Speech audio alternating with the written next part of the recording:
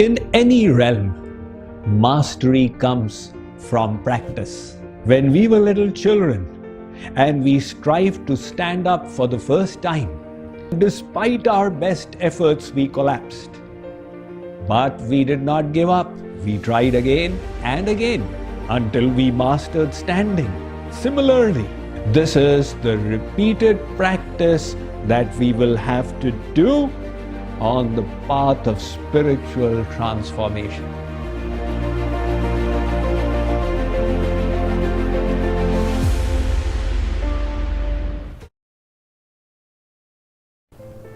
Yesterday I had explained the process of Rupa Dhyan meditation, using the image of the Lord as the basis of our meditational practice. Now people come and say, I tried it, but I could not succeed. Why? I took my mind to God, but it came away into the world. When this happens, we must not feel discouraged. Arjuna, the listener of the Bhagavad Gita, he questioned Lord Krishna.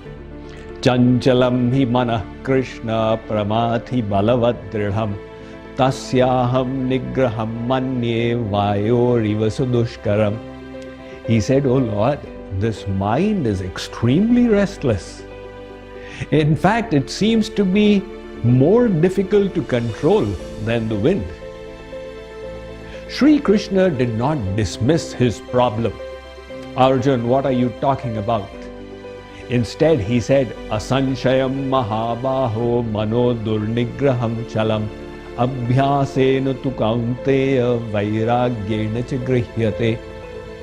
Arjuna, what you are describing is undoubtedly right. The mind is indeed difficult to control, but it can be harnessed by detachment and practice. Let us see how this process works. You take your mind away from the world. This is detachment. Absorb it in God. This is the practice. In both these works, effort is required. However, the third work happens by itself. What is that? The mind comes away from God and back into the world. Why does that happen? Because the mind is material, and the material mind naturally goes towards the world. To take it towards God requires effort, just like for an object to drop is effortless, to throw it up requires energy. So when the mind comes off, we must not feel discouraged. Again, take it away from the world. Again, absorb it in God. It has come off. Again, take it away. Again, absorb it. It has come off. Again, take it away. Again, absorb it. This is the repeated practice that we will have to do when we tighten our belts and move ahead with determination on the path of spiritual transformation. What is this? Well, we have forgotten.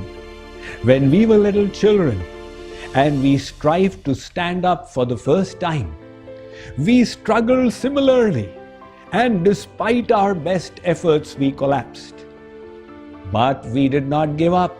We tried again and again until we mastered standing. And then when we took our first few steps, again we fell. But we kept on, and we became better and better until we were walking and running, and some people even reached the proficiency of winning medals in Olympics. In any realm, mastery comes from practice. As the saying goes, practice makes perfect. Remember the first time we began typing. It took us so long to type. The quick brown fox jumps over the lazy dog. However, as we continued practice, in a year's time, we were typing at the speed of 80 words a minute. Now, if somebody doesn't know the secret and sees another typing at that speed, he will be astonished. How come his fingers fly so rapidly on this typewriter? Does he have some siddhi, mystic ability? It is no siddhi. It is merely the consequence of 1 year of practice. When we go to the circus, we see these astonishing acrobats walking on the tightrope with a plate, on top of that a cup, on that top of that a plate, again a cup, again a plate, again a cup. How do they do it? It is all the consequence of repetition. Hence, the Yoga Darshan 2 states, Abhyasa Vairagyabhyam Tannirodha. It is through detachment and practice that you will achieve that perfection. In other words, there is no substitute to practice. And when we strive hard in our abhyas, we then draw the grace of God, which brings our efforts to consummation. So, the message for today then is to engage in repeated practice of the tools that we have learned till date without getting discouraged, knowing fully well that mastery will come through repetition. We will move ahead from here tomorrow.